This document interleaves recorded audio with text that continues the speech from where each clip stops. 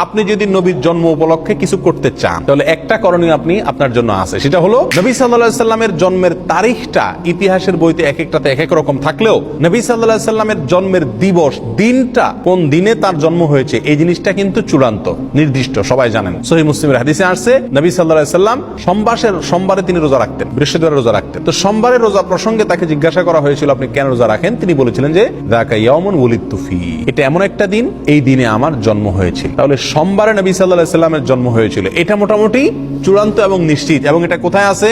সহিহ মুসলিমে আছে। তাহলে নবী সাল্লাল্লাহু আলাইহি সাল্লামের জন্মের দিনটা জানা সবার, নির্দিষ্ট, তারিখটা কিনা নির্দিষ্ট। আমরা আরো রবিউল আউয়াল উপলক্ষে মিলাদুন নবীর নামে মিজিলাফি, মিষ্টি, খিচুড়ি, যত যা আছে, বিরিয়ানির প্যাকেট, আরো মিলাদ পড়ে বেশি বেশি করে খাই। নবী সাল্লাল্লাহু আলাইহি সাল্লাম তার জীবনের দিনটি উপলক্ষে তিনি রোজা রাখছেন, খানাই ছেড়ে দিয়েছেন, আল্লাহর কাছে শুকর আদায় করছেন, আর আমরা ওই দিনে আরো বেশি করে খাই। সম্পূর্ণ উল্টা হয়ে গেল না? আল্লাহ আমাদেরকে বুঝার তৌফিক দান করুন। প্রিয় ভাইরা, তাহলে নবী সাল্লাল্লাহু আলাইহি সাল্লামের জন্ম উপলক্ষে যদি আপনি কিছু করতে হয়, তাহলে বছরে একদিন না, প্রতি সপ্তাহে করতে হবে। সেটা কি? সোমবারের রোজা।